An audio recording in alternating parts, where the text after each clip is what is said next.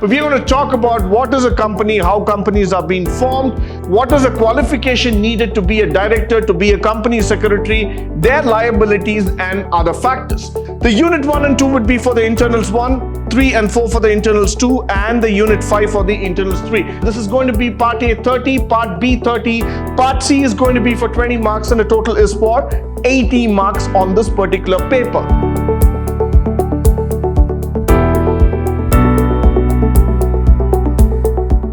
Good morning and welcome to the introductory session on company law and practice for the second sem BCom, where we're just going to go through the syllabus and try to understand what is in for us in this semester. Now let's try to understand the agenda for today. We're going to talk about the syllabus, we're going to learn the learning outcome, the modules, internals, and then we're going to go to the exam pattern. Now, the syllabus is quite simple this time because company law as a subject has always been a very interesting subject, trying to make you understand the very existence of a company.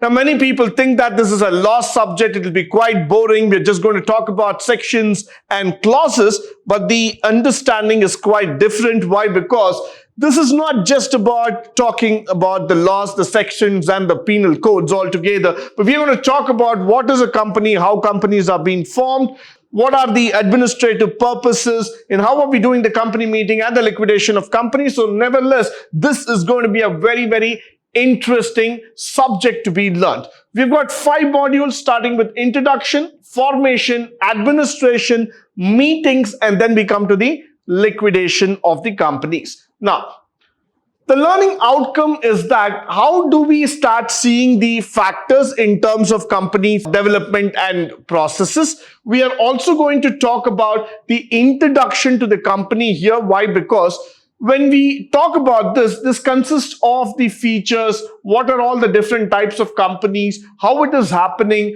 what is a public limited company, a private limited company, all those things are going to be taken into position. We're also going to talk about one-person company, holding, subsidiaries, everything that is going to come into picture.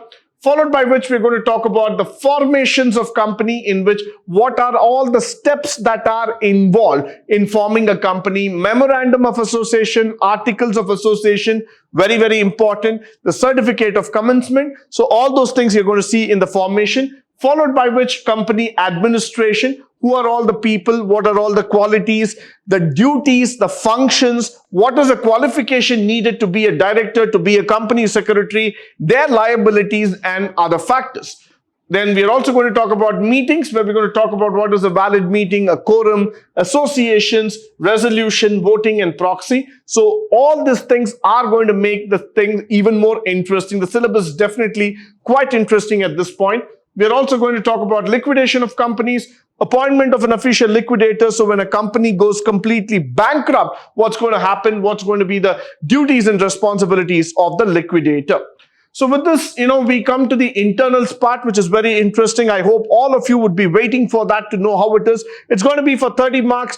The unit 1 and 2 would be for the internals 1, 3 and 4 for the internals 2, and the unit 5 for the internals 3. Now let's keep ourselves to the unit 1 and unit 2 for the first internals, and of course the second internals 3 and 4.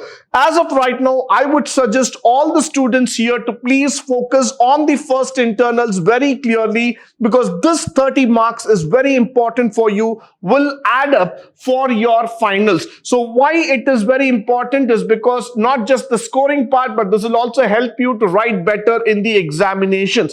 So do not miss out on your internals, both the internals. It's going to be an average of both the internals and not best of 2. So it is going to be A plus B divided by 2. So attend both the internals, score well in your internals, and that will help you to score well in the final exam also. Followed by which the question paper pattern, we have it for 80 marks, and this is going to be part A 30, part B 30, part C is going to be for 20 marks, and the total is for 80 marks on this particular paper. Followed by which we are also going to look for the business references, the books that we are going to talk about. We have N.D. Kapoor, we have S.C. Kuchal, Maheshwari, Venkatraman and Balachandran. I would suggest N.D. Kapoor, which is very standard book when it comes to that of company law.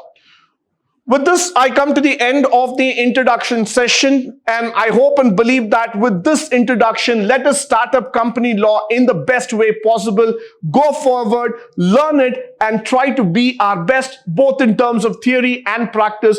And all the best to all my students who are taking up the second sem BCom, company law and practice. Thank you once again for joining me on this wonderful session.